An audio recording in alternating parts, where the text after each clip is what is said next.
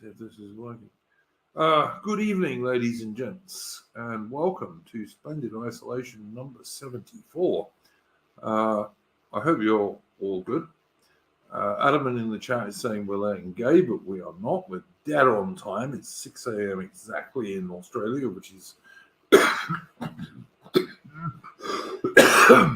This is a minute and a half on my clock. Yeah, actually, it's 6:01 now, I think, but we've been live for a while I was coughing, etc. All right, as always, I'm going to start off with tune, so give people a bit of time to get in. I do not have COVID, Limbo. I've never had COVID. I've never even had a test for COVID, to be honest. Anyway.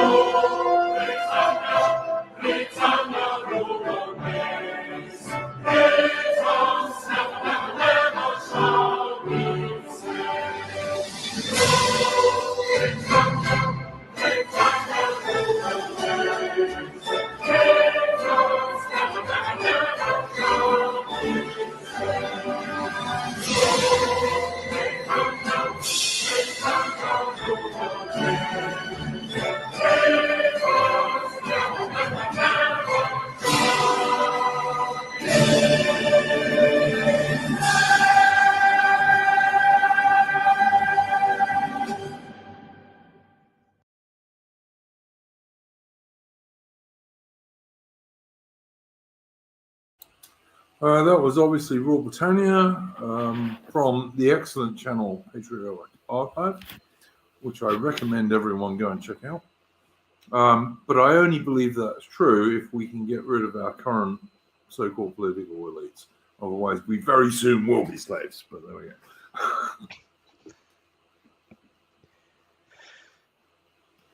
go. Good evening to my guests. Right on Limbo, Adam and Mitch. And... how are you all going this evening, gents? Yeah, pretty good. Yeah, all right. Not that bad.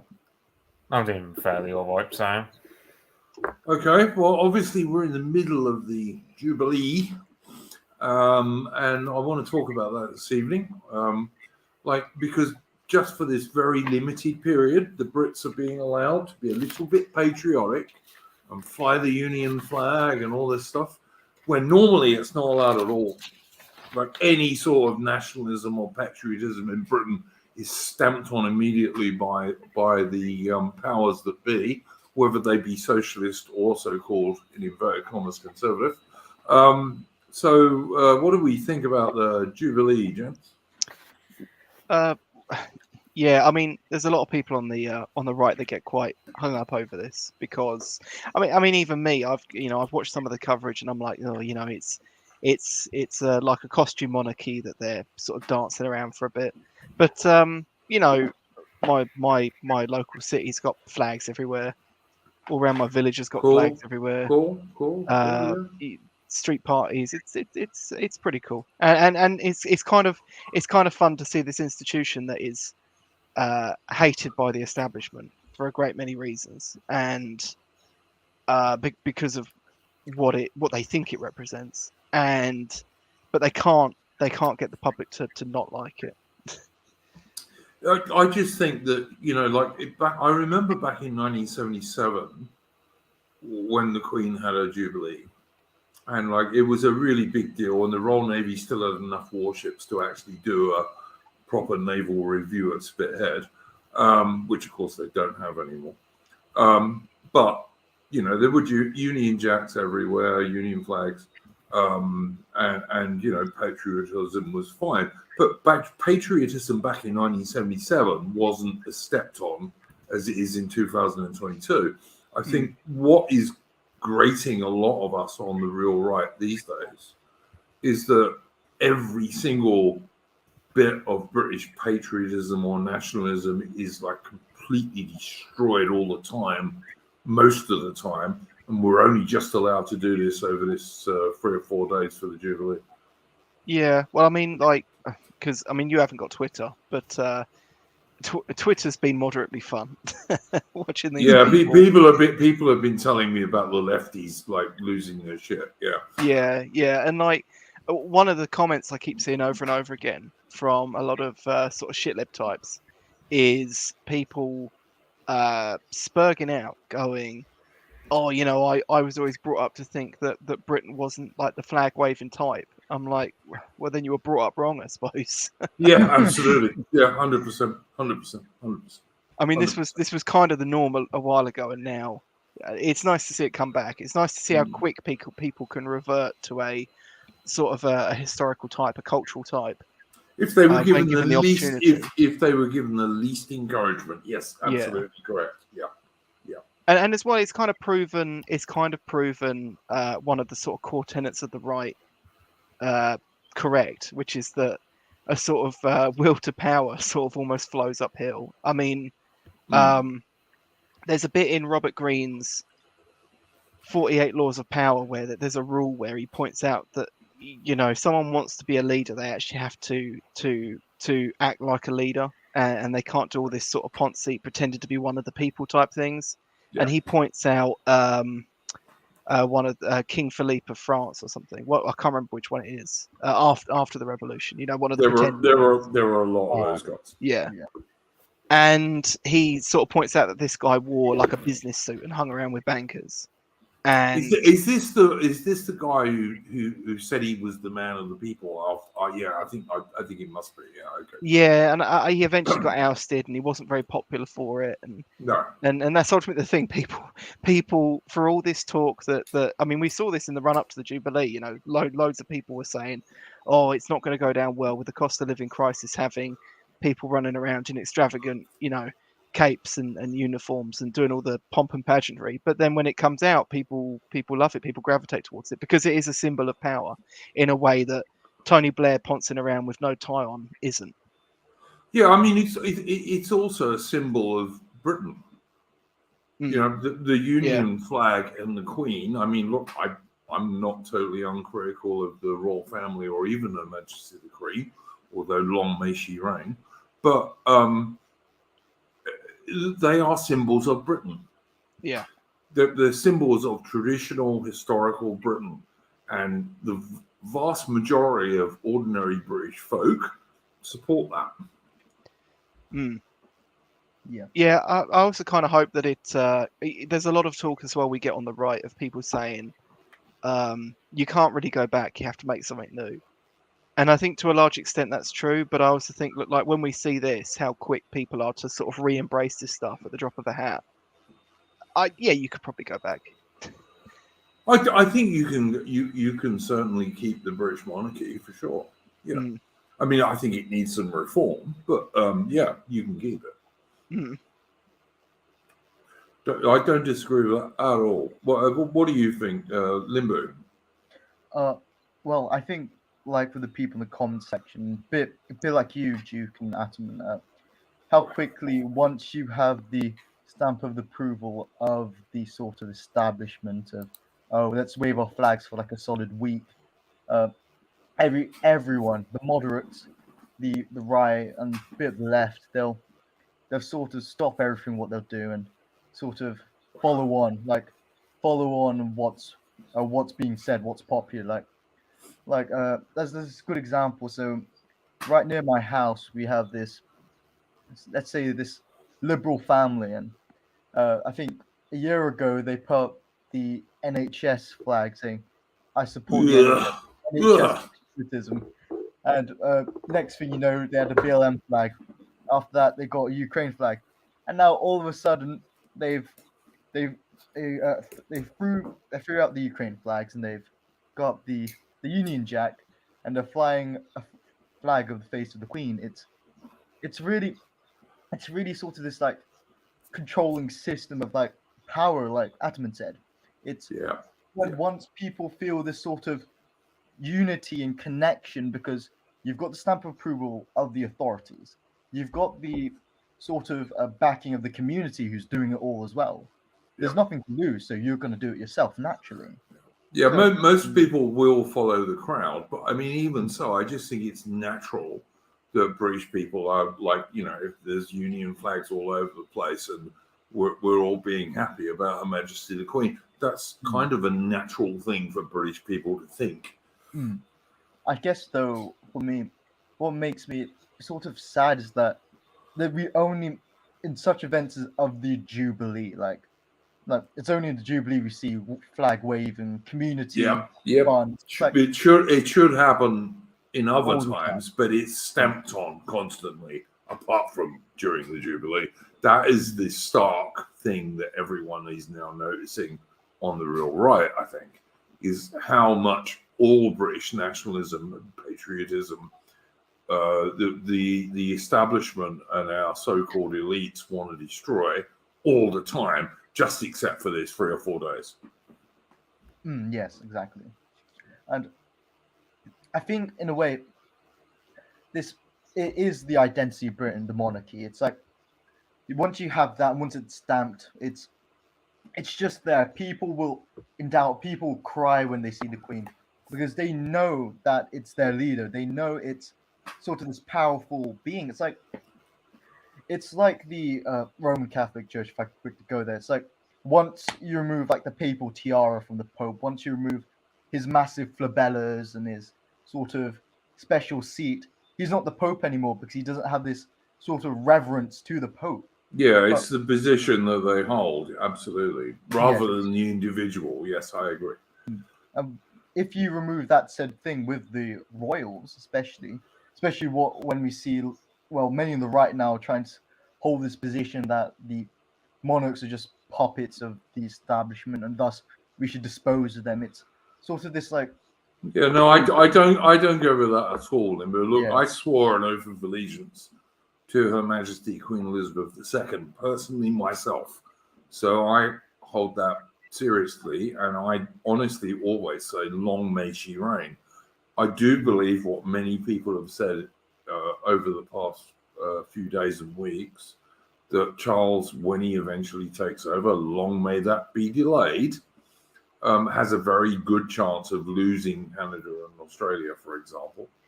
I think he has a far less good chance of losing the UK, but I don't like Charles at all. Like, my oath doesn't apply to Charles. I'm sorry, it doesn't. Don't like him. Don't like his choice in women. Either the one he's with now or the one he married. Don't like either of them. Yeah, I'm no Charles fan. Right, but even Charles's popularity will shoot up when he actually takes the throne. Well, that's debatable, I suspect. Oh, it will. Don't be ridiculous. Oh man, I don't know. I don't like Yeah, him. I mean, I've got to say, I just what- don't like him. people I just do don't see like him.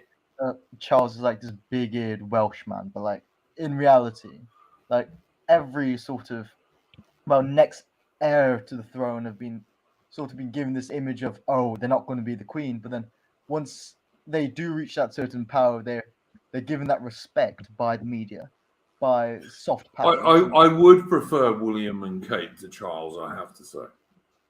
Well, I actually do think that Charles would assert much more authority than Elizabeth, because while Elizabeth would let stuff pass through Parliament, I do think Charles would push against Parliament, and he would actually hold his power as the sovereign of the United Kingdom.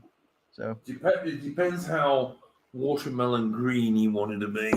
To be honest with you, limber on that one. He is a sort of weird hybrid environmentalist. Poundbury's nice though. If he's got some sort of vision of Middle England that looks like that, then I'm willing to Maybe listen. Maybe. Yeah, maybe. I don't know. Maybe. Well, what do you think, Mitch? What's your opinion on the Jubilee and what's going on, and what's going on in your part of the world? Is there lots of Union flags and so on? Yeah, there's I'd say at least every 5 houses, or proportion wise, at least 1 in every 5 houses has bunting or Union Jack. So that's that. Cool. Yeah, I'd say like on a monarchy, it's kind of like, it's like, even though I'm generally apathetic towards a monarchy, like in regards to like how the monarchy hasn't really done much with the decline Britain's been facing since World War II. I can't, but as someone on the right, you cannot fail to like the institution, because it's like a time capsule, kind of like, I don't know, it's kind of, it's like a similar feeling to I don't know if you watch Mad Max 2, where Max comes across a toy from before the apocalypse, and he smiles because that reminds him of what the world was like before everything terrible happened. Yeah, that's kind of like my sentiment towards a monarchy. It's like a living time capsule that best reminds us of what we used to be before global homo took over. So undoubtedly true. Yeah, I pretty much totally agree with that, Mitch. To be honest with you, what do you guys think about that one? Yeah, that seems accurate. yeah, he would. That's pretty much my view too. Obama Wakanda in the chat. Duke, what do you reckon will come of Albanese's push for a Republican Commission? Is an Aussie Republic inevitable? No, it's not. It's not inevitable. It could happen, and it could fairly easily happen, especially if, long may it not happen, Her Majesty the Queen were to die.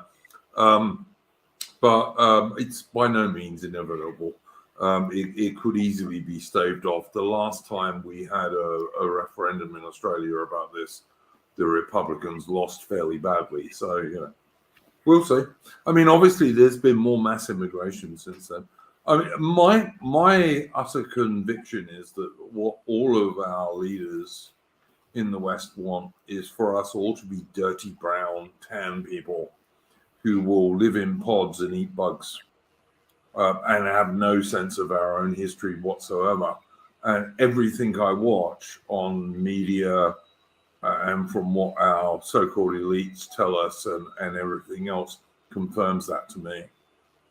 And Australia is no different to that. Haven't they kind of already shot the whole vegan thing in the foot, though? Oh, the vegan thing, sure, but the vegan thing is not what they're looking at now. Now they're looking at eat the bugs, which is not vegan. It's not vegan. No, it's not vegan. Yeah, but it's part of the same. It's part of the same food push, though. Is it? No, I don't think it is really. Yeah, it is. 'Cause it's born out of. It's attached to a sustainability argument, and it's born out of the sort of hatred for the old standing system. Well, yeah, there is that, but look, you can, if you're going to eat insects, you can eat insects till the cows come home. They're really expensive. Yeah, but there are tons of insects per acre. Yeah, but to farm them, it's really heat intensive, and I think a lot of people don't like all the conversations about this. No one ever brings up how expensive these things are. It's not like because they're doing this thing now where they're trialing it in schools, aren't they? Where kids can have in UK food based school lunches in the UK, and it's kind of funny because it's like they kept turning around to Jamie Oliver for years and telling him, there's no money to have like good quality healthy school food, but then they just turn around and just like bring in like bug burgers. Yeah, but hang which on, cost a fortune. adamant. Well, I see. I don't think it's got anything to do with the environment. Like, I Of course don't not. think, I don't think, you know, the whole watermelon green energy thing does, or we wouldn't be putting up windmills everywhere that kill hundreds of thousands of birds every year. You know, because like Well, if no, you but really cared that's about just nature, obvious, though, isn't it? yeah. It's like I mean, this is just all leftism. It's just creating solutions to problems that they've warped, and then the solutions create more problems that they need more solutions to. I mean, that's just pretty typical left wing stuff. But yeah, because like I mean, with the beef thing, where they say that it's bad for the environment, it's based on that's almost entirely based on water consumption. Yep. But almost all cows in you know like 2/3 of the world that where beef farming is prevalent, they get water from rainfall, and they don't actually have to, like in the UK it's very very rare that a farmer has to actually go and put water out Yeah. for cows. Yeah. I mean, even in Australia is like the north of Australia and the centre of Australia is a major place for huge, great cow stations. Hmm. Australia is the driest continent in the world, but we make loads of good cows. I'm sure they put some water out for them down Of there. course they but, do. Yeah, they all have dams. yeah, But, cows you don't know, need much water though. That's the other Yeah, thing. relatively speaking. Yeah, Funny absolutely. enough, someone showed me something on the TV, or they repeated it anyway, and it was talking about like vegan diets, and it brought up about nuts, cashew nuts, and they were saying that cashew trees don't need any water. Now, obviously, I've worked on farms. I've never obviously worked with cashew trees, so I had to go and have a look. But Bet they do. Bet they they cashew do need a trees bit. actually take a lot of water. They take more water than the average British apple tree. I'm pretty sure that no plant can survive on no water at No, all. absolutely not.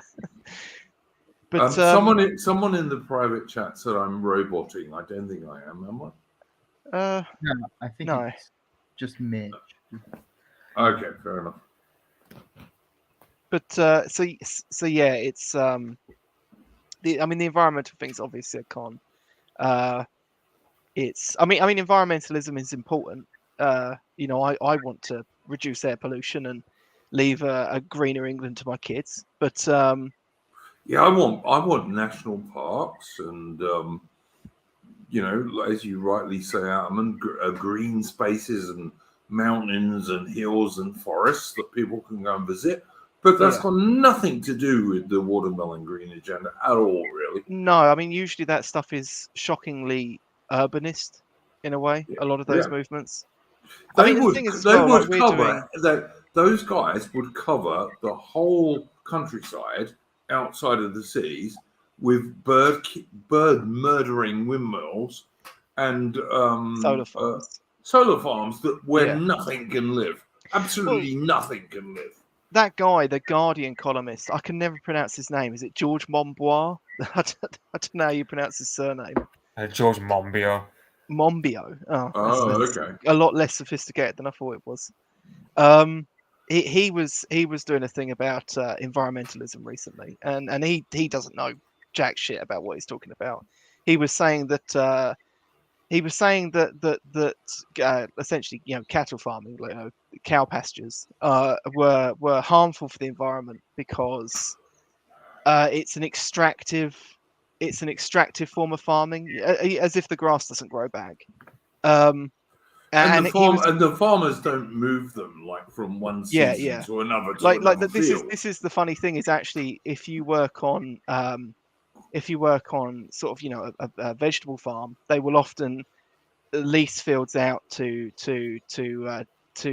dairy farmers and all sorts of other people. Because they want the cow pats, Yes, and you can actually rejuvenate a field pretty well like that. You can take a field where the soil is almost completely died, and you can rejuvenate it in like 2 seasons. It's when pretty phenomenal. when my little boy was tiny, Adam, and like when he was 3-4, I used to stick him on my shoulders, and we would go and see the cows with our 2 dogs.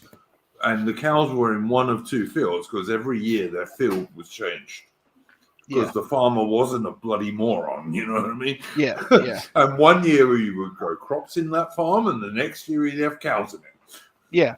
Yeah. And of course the thing is, I mean, this guy wants to cover these fields with solar panels, which are sort of slightly more permanent structures and will do kill the... every single bit of wildlife. No wildlife can live in a field covered in solar panels. Yeah. I mean, I'm not even sure earthworms would do very well. Yeah, it makes the soil. It makes the soil very inconsistent, I think. But these people are insane. They are insane. Well, they're city dwellers who have not the slightest idea about nature. I don't know if you get this down in Australia, but we've got a lot of this rewilding stuff. Not really, no, not really, not because like 2/3 of Australia is desert or semi-desert, you know. Yeah, they're digging up all the woods near me and they're putting bison in them. And which is fine if they do it in one or two areas, but not everywhere. Oh, they're doing it everywhere around near me anyway. But it's kind of funny because I'm not convinced that bison ever existed in the UK anyway. They did. There's no evidence of that though. Yeah, no, they did. We had Irish elks and bison and wolves and all that stuff. Like there's no evidence for bison. The closest they found as evidence of bison is cave paintings in Spain. I'm pretty sure bison did live in UK originally. When the land bridge to Europe was there, like across the North Sea, it almost certainly there were. But I wouldn't be against like a few bison in the UK, but you can't make the whole damn country that way. Yeah, I am. I'm going to cut the fences, let them into the road. I'm not. I'm joking. I don't want to. Kill any animals. I know you. I know. But the thing is, I mean, you can go on. Is it rewilding.org, which is the American site, but like a large part of where this movement started. And the guy talks about like that. Actually, he doesn't know shit about animals or the environment. He actually just wants to depopulate the earth of people. Yeah.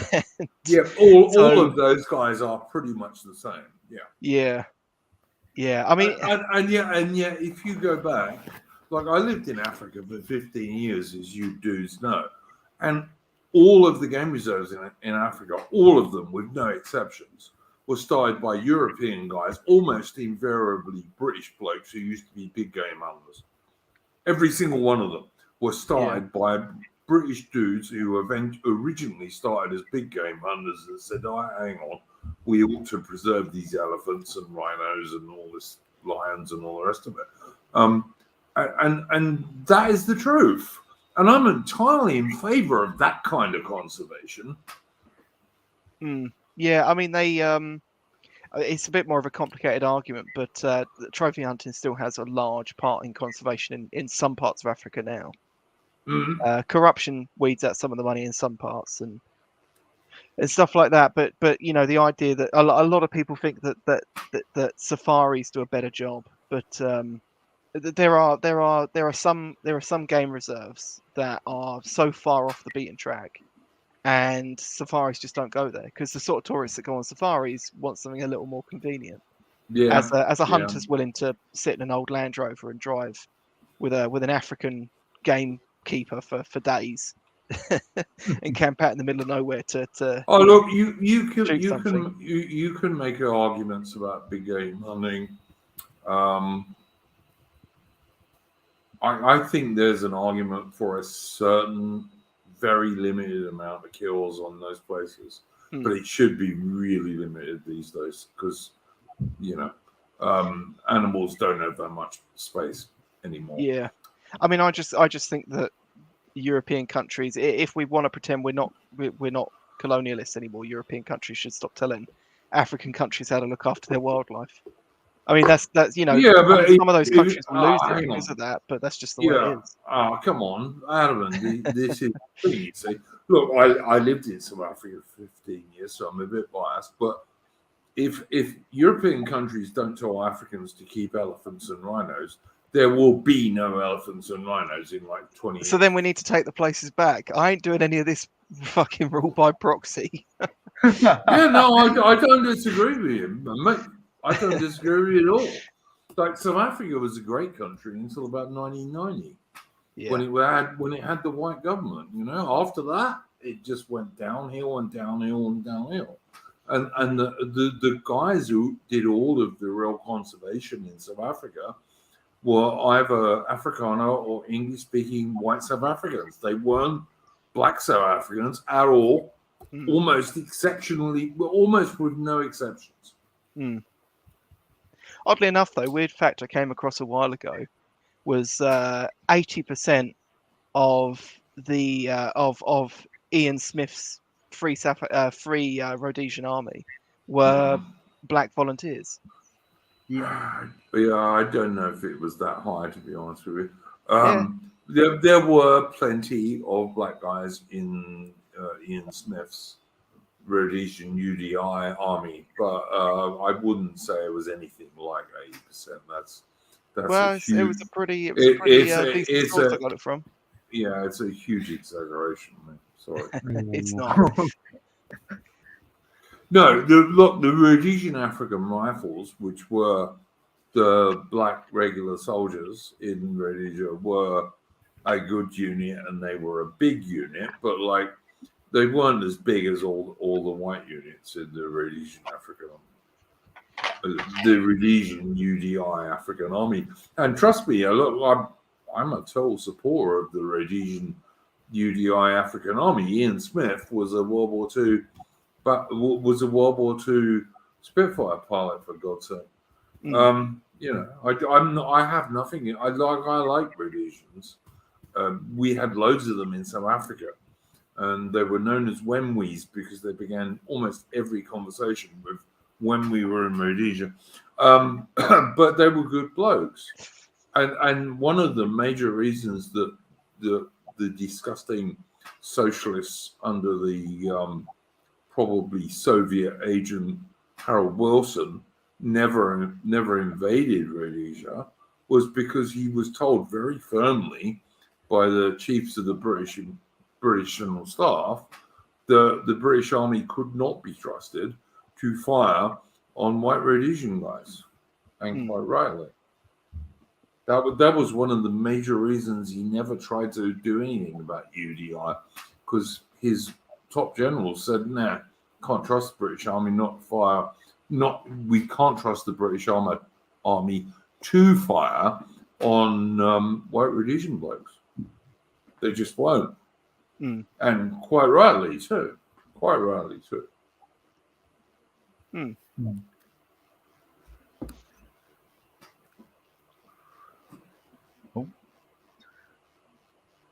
Well, go on, guys. Okay, I go around you chaps and ask you for a first subject. So let's do that. Limbo, first subject. Anything you wanted to bring up particularly? Anything that I wanted to bring up? Anything at all?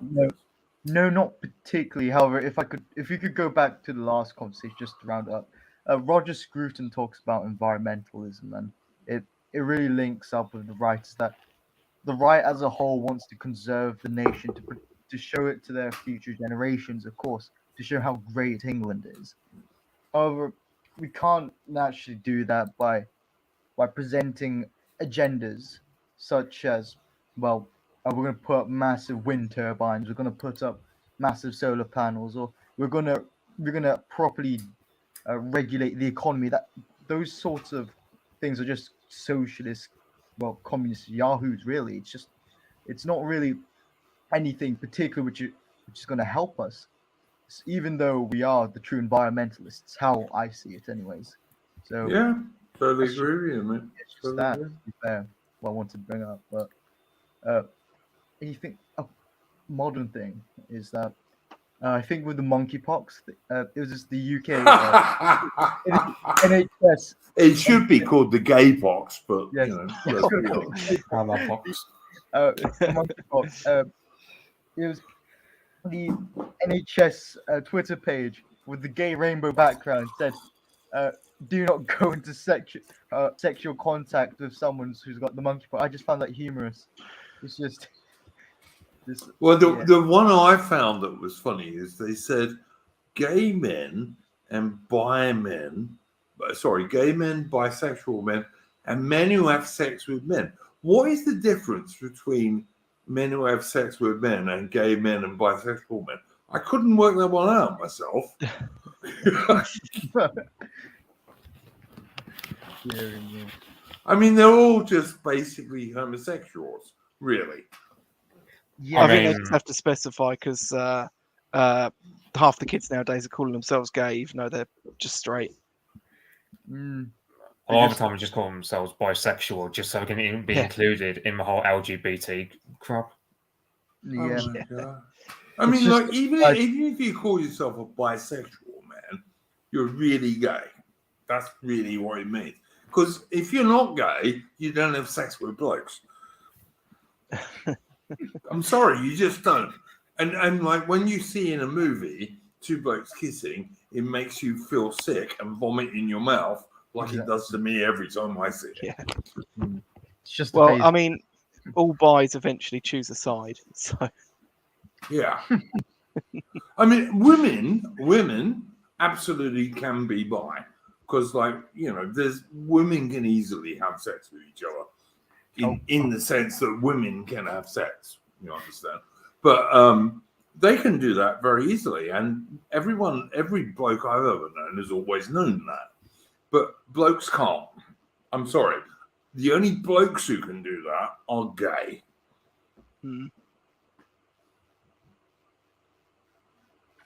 mm, I guess a bit off topic, but reason why lots of men go into homosexuality is the desensitization of homosexuality and condemnation, and then man's natural need for lust. And once everything's been desensitized, man will naturally go to that homosexual route to fill that void. Yeah, I don't think that's true, Limbo.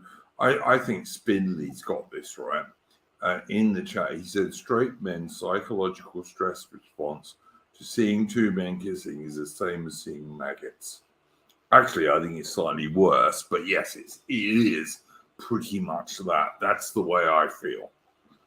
And I think it is worse because I used to be able to use maggots for fishing, but I can't watch two blokes kissing in a film. I just can't. It makes me feel ill. have you tested this? Well, look, listen, I guess we're testing it now, aren't we? I think maybe we should just make a sport on the right out of going on gay porn sites and just seeing how long you can last Oh no, with your chunk bucket in front of you. I couldn't watch any of it. Like the very first thing would be me going, no, I can't watch it. The thing is, I think there'd be too many people on the right that are into it. That's the other issue. Oh, for God's sake, yeah, you're probably right.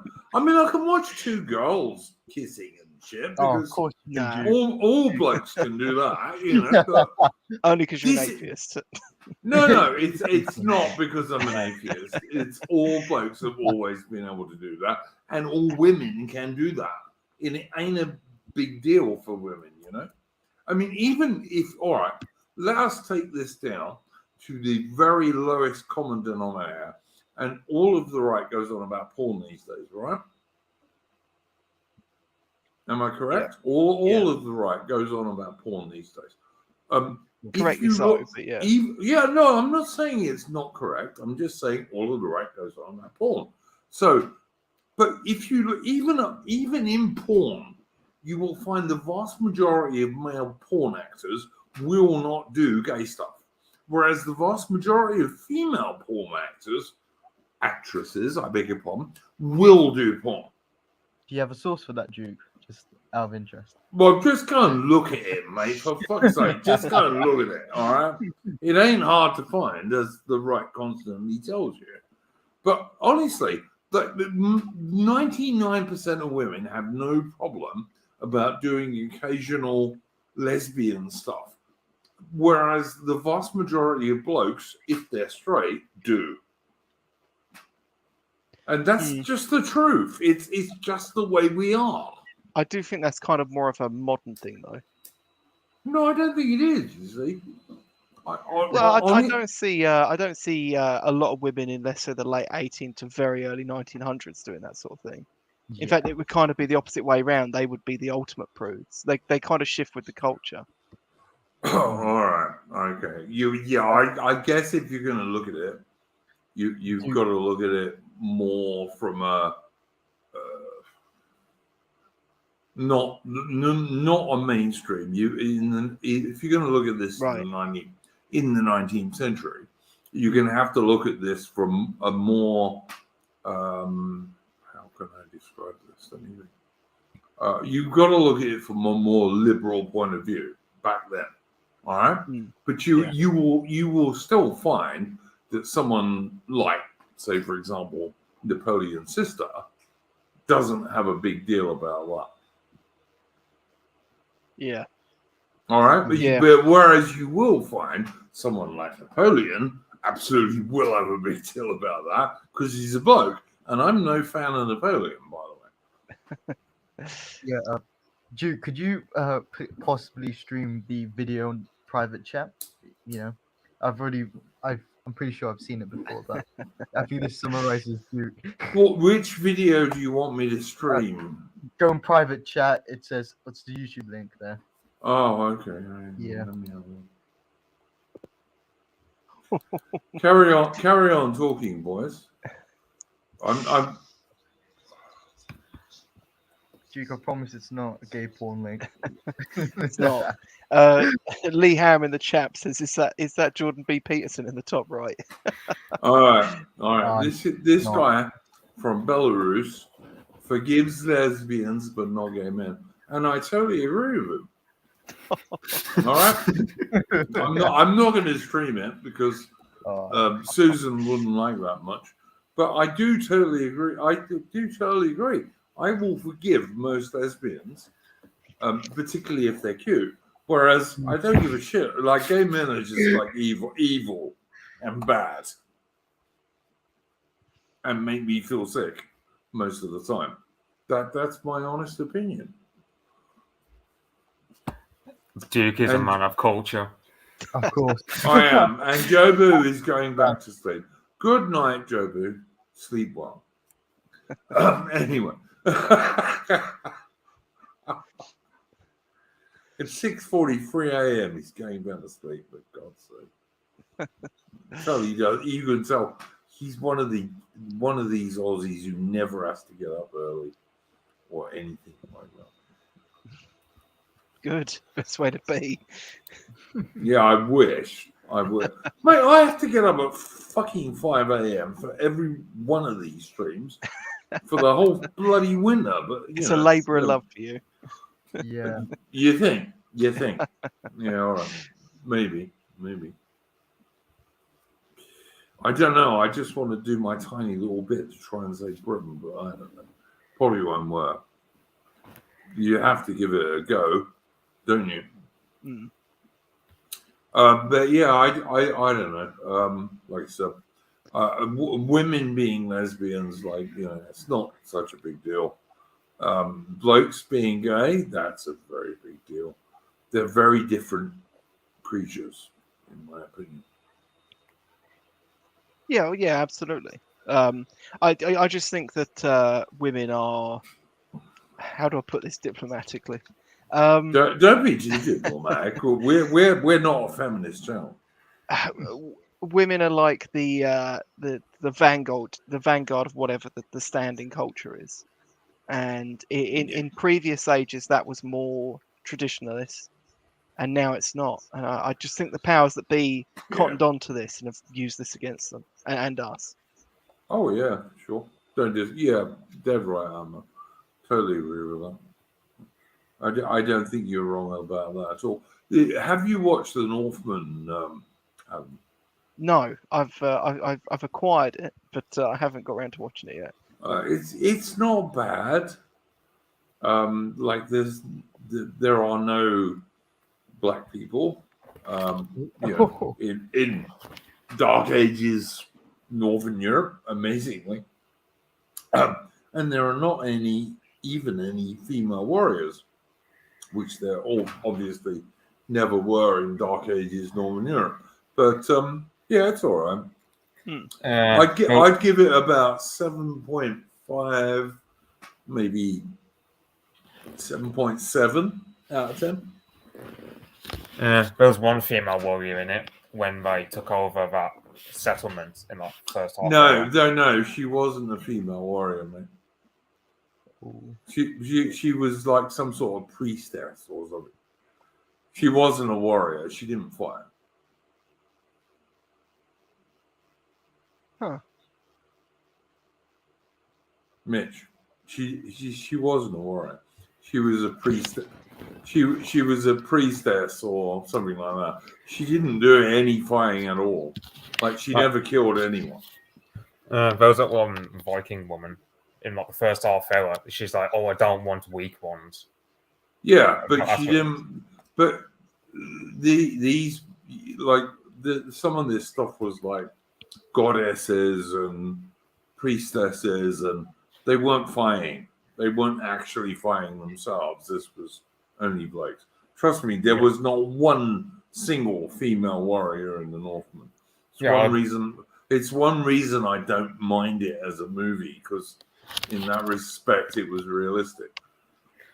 I mean, yeah, I did quite like it as well, especially like the Berserker ritual scene. That's like 25 minutes into it. Like, that's my favorite bit of the movie. Yeah.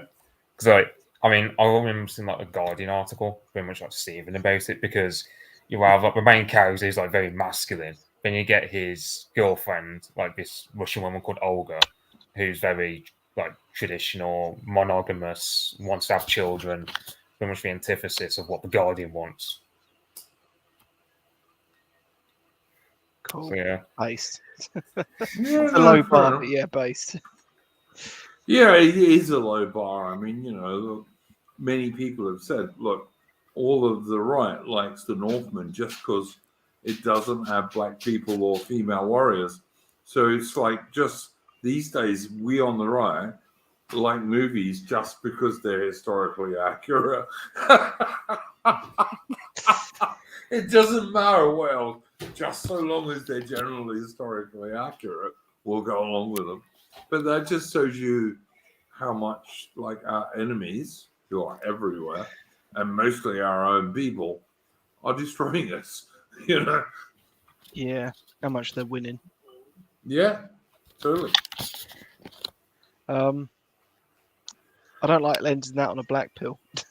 But No, I don't want to do that. No, we must be a bit more positive before we stop. But okay, Adam, but what's been positive about the Jubilee, apart from the Union Jacks and so on? It's made the left commit to many mask slips.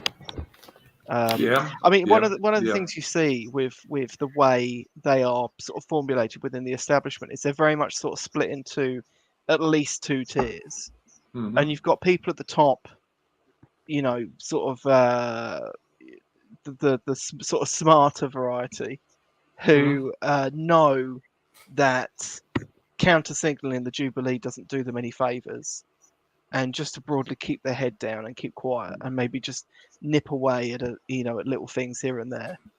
And then you've got the sort of garden variety leftists that just can't keep their trap shut and just has to cry and whinge about everything.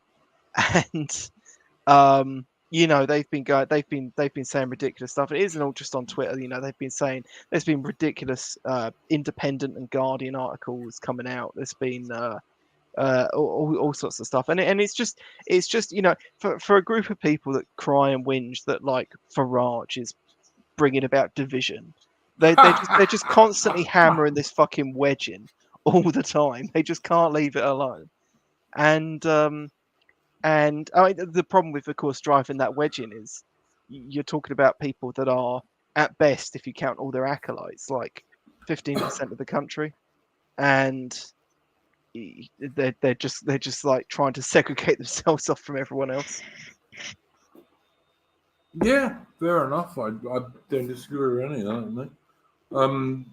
Limbo, anything to say about that one? I think principally, all these all these institutions are just, well, lots of these companies juggling the ball up with, oh, it's Pride Month, but we've got the Jubilee, you know? It's just like, I think lots of people are starting to realize that the companies don't really care for the people, like Yeah. whatever these like modernist people believe, because they've you've got these like sort of lefties whining about, oh, our company's LGBT, but the next thing you know, you got them banging about the Queen. Oh, evil, sexist, monarchist institution, like old reactionaries. Like it's just lots of people just realizing, whoa, these companies they're nothing really. It's just merely there for profit. So Yeah, that's I mean, like Amazon, which is coming out with a series which is pretending to be about Tolkien's Lord of the Rings, but actually is completely made up. And everyone on the right should just boycott it. Don't give them a single penny of your money. I hate that TV series alone just for giving Galadriel armor and a sword, even though she's got extensive powers that so she Yeah. doesn't even need an armor and a sword. No, Like she's, no.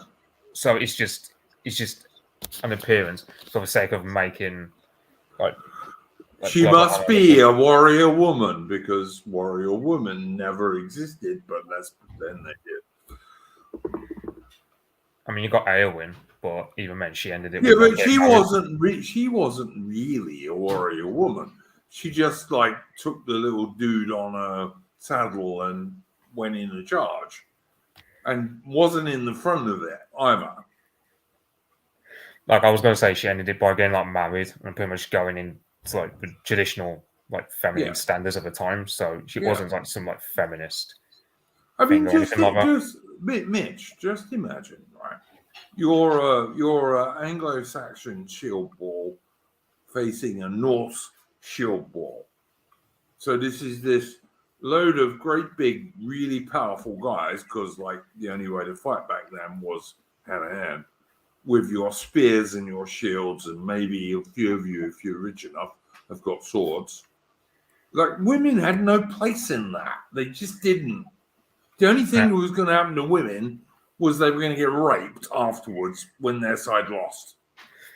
Like the only role Anglo-Saxon woman would have taken part in a battle is like, let's say, egging on the men from like the wagon, like at the rear of a battle. Yeah, and maybe in a town they might have chucked a few like things down on people from buildings. That's about it. Yeah, you can't imagine a woman living like you can't imagine Ethelfled Lady of the Mercians getting down in a shield wall. Like you might imagine her leading, never. but she wouldn't be down in the shield wall or anything. No, she would have been way back with a bodyguard around her. Yeah, and it's like, you know, all this thing came about partly because of the Norse idea of shield maidens, which was an entirely mythical thing. Like there weren't real shield maidens; it was a Norse myth. yeah, that's what I hate. But Amazon Prime Viking series, like how much that distorted, pretended, yeah. Yeah, you know, it's like with Blackadder distorting the First World War. It's been like some of the worst in terms of distorting history for people looking at it. Yeah, Absolutely right. I mean, just imagine any average bloke and any average woman with a short sword and a shield, and like, how long would the woman stand there? Like, according to feminists, you know, even the most weedy, skinny, tiny little bloke can beat the shit out of any woman, because that's how the whole Duluth the domestic violence thing works. But on the other hand, women can be shield maidens or soldiers. It's bollocks, and we need to call it for the bollocks that it is. Women are not capable of standing up to average women are not at all capable of standing up to average men. Anyone who says that they are is just a fucking liar. Yeah, agreed. I mean, I knew this when I was like 7, so I don't know how adult Yeah, people yeah. don't. Do you remember, like, when you were like 7, 8, and like if you pulled a girl's hair, you get in trouble at school? Because I do. Yeah, okay. You Yeah. little male bastard! What were you doing, pulling that little girl's hair? You're a bloke. You're not supposed to do these things. I mean, to be fair, I was more often was like, I don't know, me like a football game tackling a guy and then getting my nose broken from my trouble or something. I was more often the case, but yeah. But anyway, it's like like I knew that from like when I was a child anyway. I mean, you look at women playing football, and then you look at how men play football.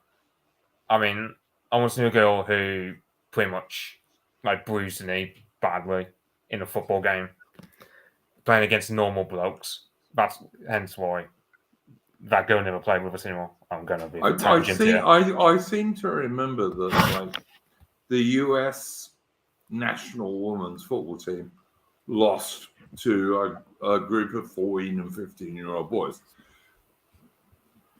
I'm pretty sure they did, actually. Like when I say football, I'm talking about what the Americans will call soccer, which I always thought was a girls' game anyway. But you know, Yeah, it's just basically rugby with armor. It's just guy. It really is.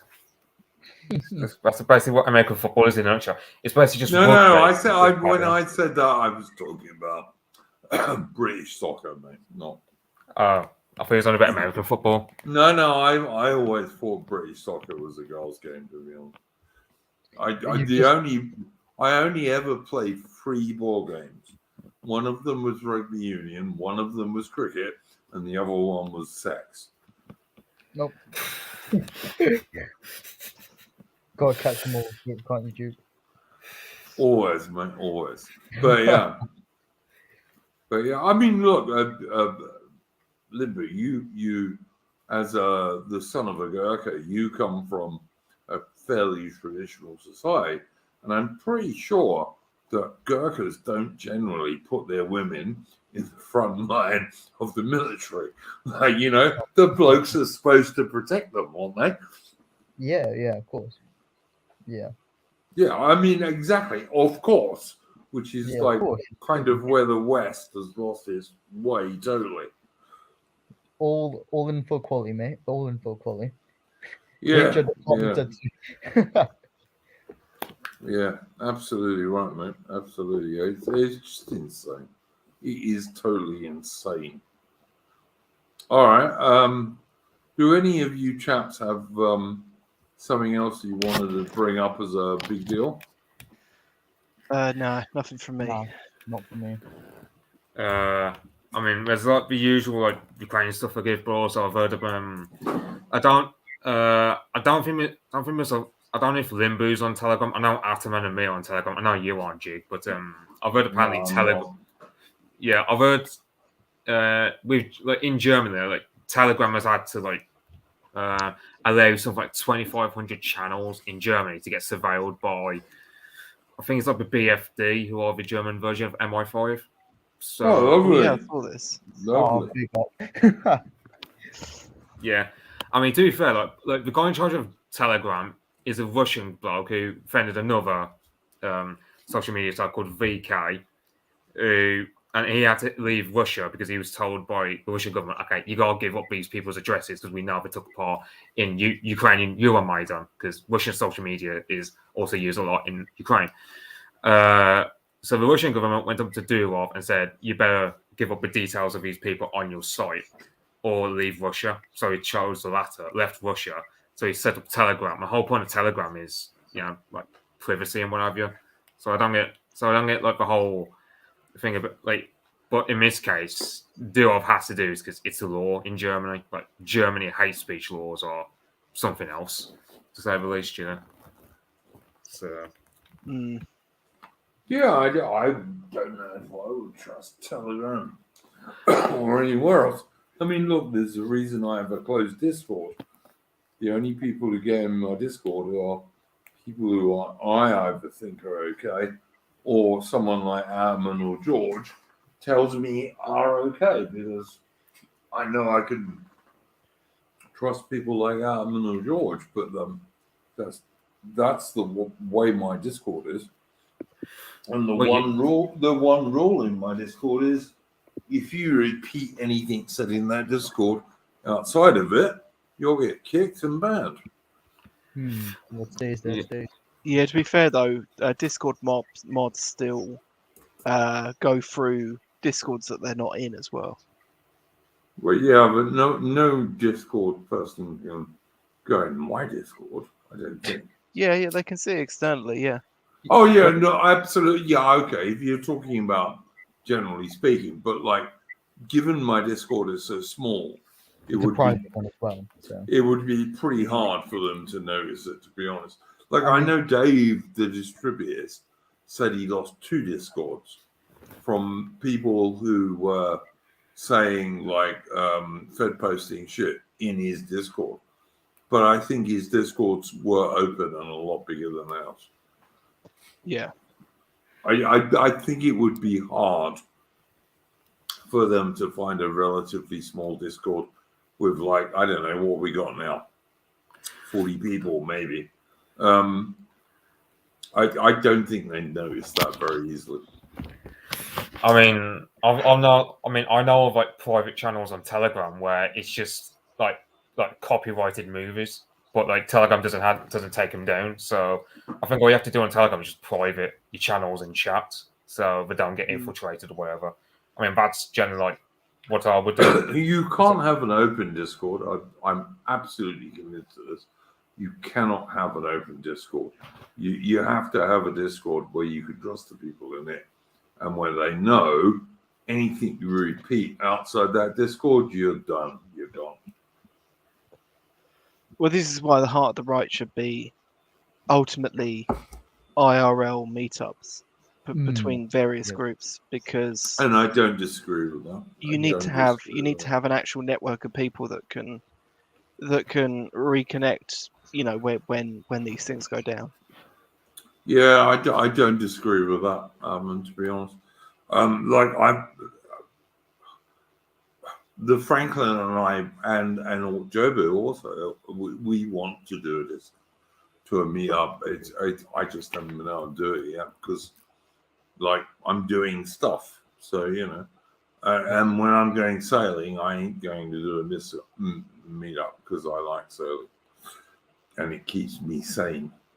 But yeah, absolutely, I don't disagree with that at all. We do have to do real stuff for sure. Yeah, I guess by that though as well, you would need sort of, without, in the modern world, you need a sort of online communication, sort of online community, plus with the sort of, well, online meetups. Like for example, a really good way to connect with people and actually start like a movement is LinkedIn. So I've used LinkedIn multiple times to connect with lots of intellectuals, academics, and create this sort of connection for like intellectual, like Catholic reactionary thought, and it's going well. So it's a bit like it's the sort of high Tory gang movement, whether it was like 2-3 years ago. It's like all of that was merely online. Yeah, that was good, but then it had no actual substance to it because there was only Tory entrism within the movement. That was it. So it didn't really help anything at all. So I tell you what, Limbo, I am in the Discord you invited me to. What's it called? I need to go and look at this. It's called Cornerstone, right? And I get slagged off in that Discord all the time for every single thing I post. And I have occasionally said, Limbo invited me to this Discord, but it makes no difference, you know? And I had a guy telling me earlier today, like a lot earlier today, that you shouldn't watch a video, which I think was the Franklin talking to the Prudentialist, which was actually quite interesting. And this dude turned around and said to me, I used to watch these videos, but I don't anymore. And now what you need to do is make more money. I mean, honestly, like I just said, it's so fucking stupid. It really is. do you know what lad it was? Was the name? Oh, hang on. Yeah, I'll find it for you. Yeah, Wait one live second. exposure. Wait 1 second. I'll find it for you.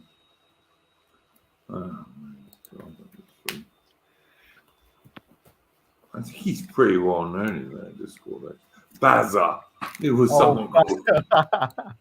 Oh, he's a rough one. I'll tell you that. Do that. Yeah. I'm not surprised, but all right. Yeah. Absolutely, yeah. But yeah, I don't know. I like I said, and actually, the funny thing was the Prudentialist and the Franklin, by the way, is one of the best Australian YouTubers. They were actually talking about doing real stuff, meets in real life and all those kind of things. Okay, I've got to go answer this. Obama Wakanda, Jay Grimmover, heard there's some issues with it. All right, Jay Grimmover is an absolute wank. All right. Now, he may or may not be AA himself, but if AA allows him to, like, be his, I don't know, avatar, then he's even more of a woman than I think he is anyway. But, like, I kind of think AA is a bit of a woman anyway, to be honest. But there you go. That's what I think about Jay Grimmover. He's a Janny, and you should be suspicious of all Jannies. Yeah. Look, I'm a Janny for Dave the Distribuist. Well, there's a difference between being a mod in the chat and being a Yeah. mod in about 500 chats. Yeah, no, the only two chats I'm a mod for are Dave the Distribuist, Apostolic Majesty. Nobody else. Hmm.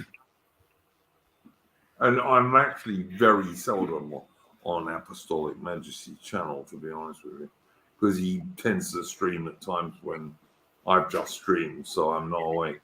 But yeah. But yeah, I have my issues with AA, to be honest. If I was going to compare AA to Don the Pleb, Don the Pleb is that actual bloke who can build things and is a good man. AA is a bit feminine in many respects, shall we say. But that's just me. That's just me. I may be wrong. Jay Grimmover, I have no time for, to be honest. Look, the whole Don the Pleb AA thing, so far as I can work out, went like this. There was an extreme misunderstanding about Don the Pleb's chat in the Discord, which was totally wrong. And so, for no reason whatsoever, Don the Pleb was banned from the US event. Eventually, Don the Pleb, who got pissed off with this, and I can understand this because, like, I'm a man who drinks, as you guys well know. Don the Pleb got a bit drunk and spoke about it. And then AA decided to behave like a total woman. And that's really what happened. And Yiz the Eunuch, right, who I would take as a pretty neutral person on this. So that was the most accurate summary of those events she'd ever seen, which I think it was. And what fucks me off is people like Charlemagne, who should turn around and say to AA, hang on, mate, you're not right here about Don, have not done so. And that pisses me off because, blokes need to be blokes, not fucking women or gays. Mm. Yeah. If Adam, if you did something wrong, like really bad, I wouldn't abandon you. I'd speak to you. And unless what you had done was totally fucking beyond the pale, I'd turn around and say, no, sorry, Adam's my mate. And I'd just going to stick with it. You know, that's what blokes do. This is what loyalty is. You know, this is how we did well as like groups of hunters together or groups of soldiers and all the rest of it. It's Yeah, is Don the pleb still? Does he still stream, or has he stopped for now? no, he's still around. He's in our Discord, mate. Yeah, I know he's in Discords and that, but he hasn't been on. He hasn't been streaming on. No, he hasn't because YouTube. he recently moved into a property and he's building fences and buildings and all that stuff on his property, which is perfectly understandable and something AA could never fucking do, as we all know, you know. Yeah. I have time for Don. Like, I know because people have said it to me, and people say it to Don. Oh, you fought for the gay. We never fought for the fucking gay. We fought for our mates, and because when we joined, we thought we were fighting for our country. It's not a bloody same. I do get it now. I do get it. And I sometimes think I should say to my son, oh man, you must leave the Royal Navy Fleet Air Arm. All right? I do sometimes think. Although he will do whatever he's going to do because he's a bloke, you know? But these people who are trying to pretend, like I doubt very much if AA would slag off people who were colonels in the Iranian army who fought the Iraqis in the Iran-Iraq war. No, you know what I mean? No, but I mean it's kind of it's a crappy argument anyway to bring up the sort of fighting for the gay idea because you know I mean I'd like to see half these people's voting history. Yeah, well, I mean, there's a lot of people. On the AA right voted stay in the EU. He voted for bloody that filth. To be fair, I voted Remain as well. Blair, did you really? Yeah. I'm fucking amazed, man. Because I just thought that they were just going to replace European immigrants with immigrants from the third world. Wow. Which I was right on, although I'm not against Brexit anyway. But wow, that's the most amazing thing I've heard in 6 months. I think. Really, I think it is. You just amazed me there, mate. Like I didn't even consider voting Remain. I was Leave back in like 2016, but that's because I was a Bolshevik back then. Yeah, how times have changed. Wow, I don't know. Like I was like a average Tory when I was like 10, I think. I mean, when I was like, 5-6 years ago, I used to be like a tanky. Like I used to be like full on Stalinist. Wow. Whereas where I am now, yeah. Are you someone where your economic positions have mellowed but stayed on the left, but your social issues have gone right, or have you just gone right on everything? Basically Blue Labour. Oh, right, nice. Wow. How surprising. We learn stuff every day. Limbu has had to go and pack some stuff. I think he's got a new girlfriend, as I understand it. I do believe Limbu has a girlfriend from Northern Ireland. So good luck to him. And he was asking us all on the Discord, what should he do with the religious stuff? And I just said, leave it for now. Funny. But yeah, all right, guys. I don't want to do a long stream because look, this is my third of 4 streams I'm going to be doing in 3 days. It's got another one tonight. I'm going to be doing a stream with the Franklin and Lady of Shalott and Jobu on the recent Australian election in a few hours. What time is that? It's going to be 8 p.m. Australian time, and it is now 7:15 a.m. Australian time. So that should allow you chaps to work it up. Like what? So we got 45 minutes, but then let's say No. It's 7:15 a.m. now on Sunday morning in Australia, and the stream will be at 8 p.m. this evening, Australian time. I thought it was like 8 a.m. in the morning. No, like 13, almost 13 hours from now. But that's going to be my fourth stream in 3 days. So there you go. Which is the most I've ever done. You're going to be real fatigued after that, aren't you? I find streams pretty draining, but mostly I find them draining because I spend like hours beforehand publicizing them and then trying to get people to come on board. The actual stream itself is just talking. It's easy.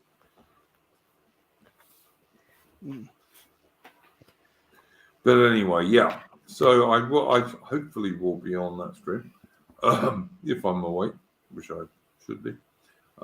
Anything else you guys would like to bring up this week? Because I've got one more thing after you're finished. No. No, nothing. No, I mean, I could talk about Ukraine, but I mean, I've heard about NRX drama lately. I don't. Oh yeah, but, yeah, I have actually heard of that too. Yeah. I was trying to Go on, carry on. I haven't got much to say, but it's just some, like this one guy on Twitter called Eugipius, who's essentially his entire argument is that all our problems stem from middle management as opposed to like the elites, which I find, yeah. I don't know where he gets that argument from, but his entire argument in a nutshell is that all our problems stem from like the diversity managers at your average NHS hospital, as opposed to the likes of Boris Johnson and like Jeff Bezos and It's and both. Bill Gates. It's both, but yeah. I mean, the middle management, yeah, they have a problem, but they're like admin, like they'd be following orders, but then again, they also immerse themselves into the system.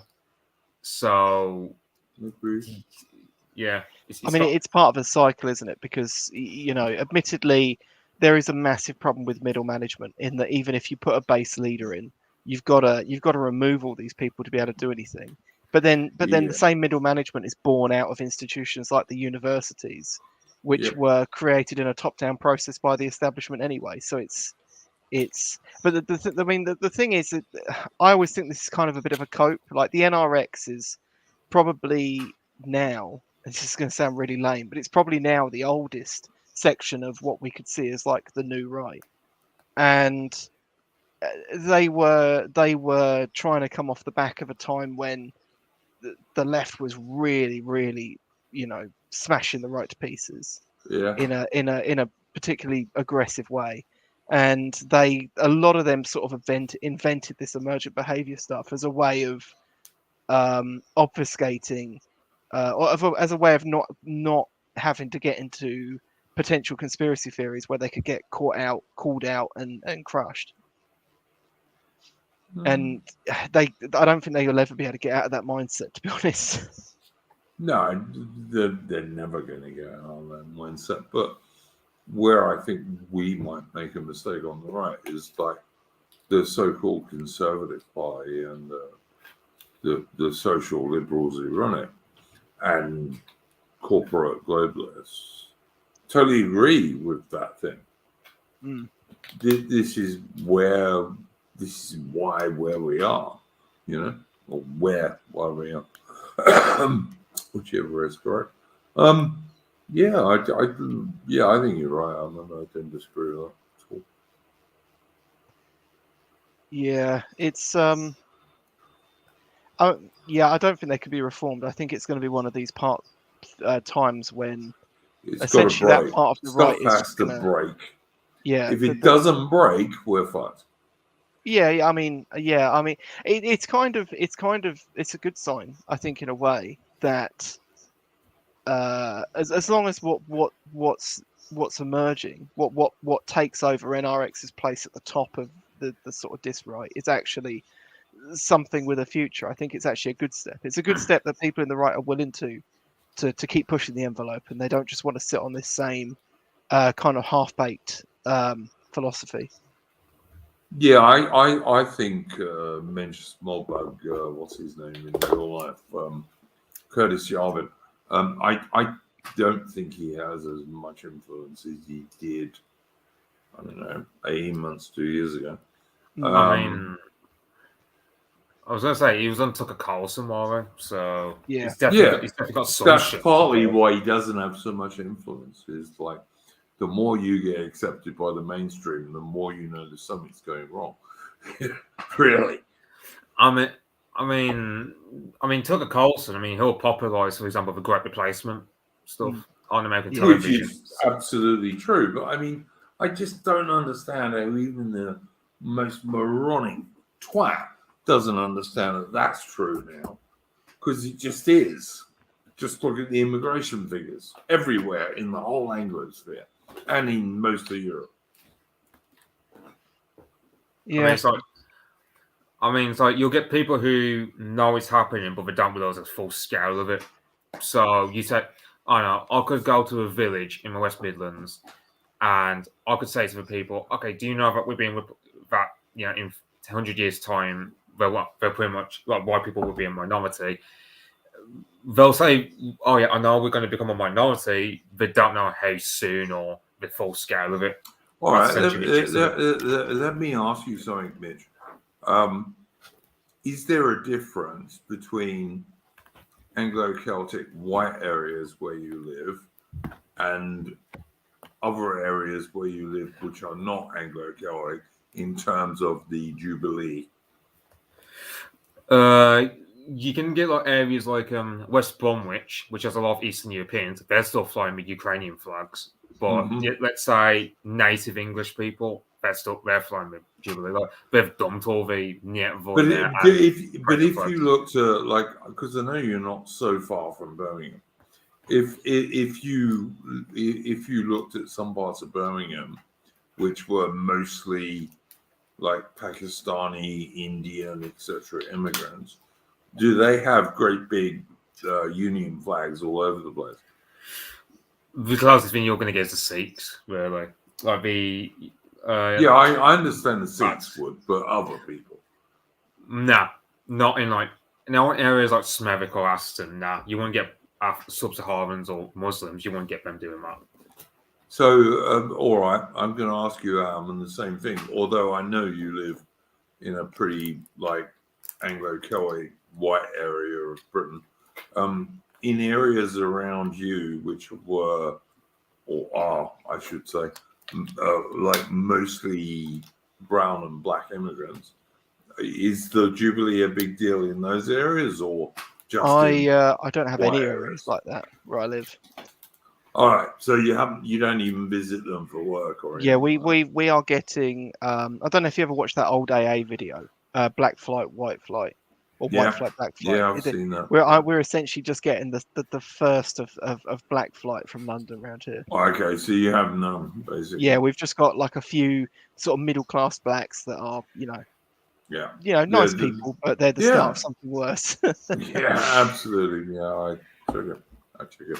All right.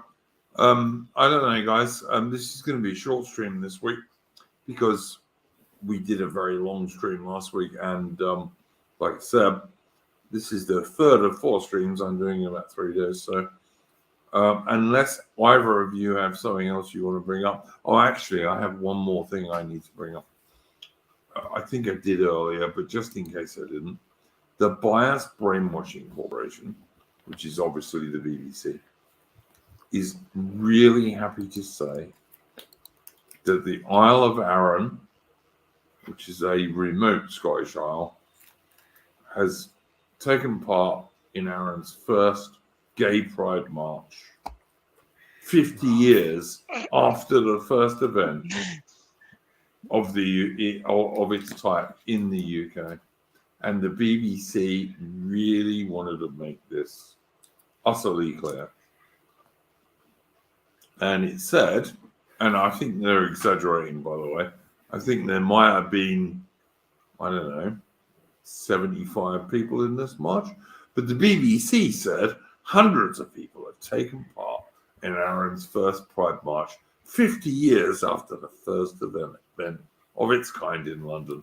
After a few false starts due to the pandemic, they marched along the seafront in Broderick on Saturday. Islanders and visitors, and I guarantee you most of the people carrying the flags were visitors. Islanders and visitors carried rainbow flags, while much of the main streets village was decorated in support. Carry on. Sorry, I mean, you say it was no villagers, no locals. I bet the island of Arran has tons of middle class shit lib programmers who work from home, who've bought. Oh up yeah, I'm houses in sure the it area. has some. Yeah, sure. But I'm Yeah. still quite convinced that most of the people who took part in this march, and there weren't hundreds. If you look at the photograph, 90, maybe 100. I bet you a lot of them were visitors. Yeah. You know, like, why would the Isle of Arran want, loads of LGBTQ crapheads? There's no reason for it, really. Mm. Well, there's no reason for it anywhere, really. But I mean, Yeah, you can totally just imagine someone for all of Arran. Oh, please, London, just give us your LGBT. You know, while you're at it, just give us some monkeypox while you're at it. Well, yeah. What was it? Yes. What was it? John posted earlier in the Discord, like the UK Health Agency has the pride flag in their logo, but then is also warning about not having gay sex because they don't want you spreading the pox. And the funny thing was, what they said was, with their gay pride thing in their Twitter nonsense, they turned around and said the main people who are catching monkeypox are homosexual men and gay men and men who have sex with men. I'm not quite sure what the difference is between those things, to be honest. They're all the last one's just curious. They're all just fucking gays, basically. All right, guys. I think we've done enough here, unless anyone's got anything you want to show, Adam or No, I'm good. Mitch. No, I'm good, sir. All right, guys, we're gonna play ourselves out of a tune. Like I said, done a lot of streaming this week, so.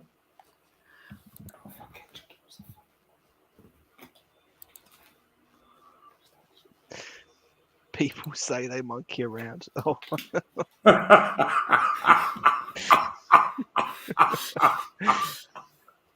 Right up the jersey, yeah. I come from the land of the mountain glens to march along with the Cameron men. When out for a walk one bright summer's day, I met a bonny lassie, she was coming my way. Says I, will you walk with a Cameron lad? She looked at me shyly and then took my hand. She fell for me tartan and me sporran and plaid, and softly she sang to her Cameron lad. Oh, gee up, but you're handsome and you're brave and you're braw. We're bully beef tartan and you're sworn and all. You're the pride and the toast for the lasses in the glen, as proudly you march with the Cameron men.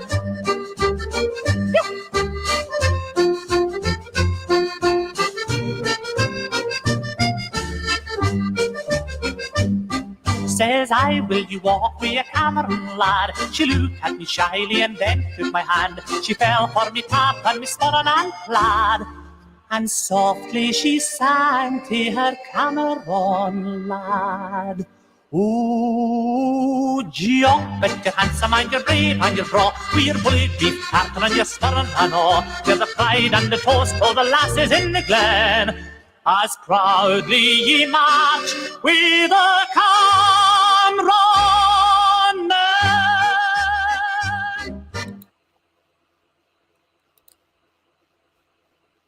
All right, gents, there we go. Scotty's tune to finish us off with. Just because we were taking the piss. what was going on in the Isle of Arran. But oh god, Scottish people in the chat. I'm not taking the piss out of the Scots. Scots are good people. This is just like global warming bollocks, basically. So anyway, thank you to my guests. As always, Alan, Mitch, and Limbu when he was on. And we will see you next week. I will be on I hope I will be on a stream with the Franklin later today if you're in Australia, or tomorrow if you're in the UK, about the recent Australian election, which may or may not be interesting to you. And beyond that, we'll see you next week. Don't forget to like the video, the stream, and subscribe to the channel and go well, guys. And also never surrender, by the way.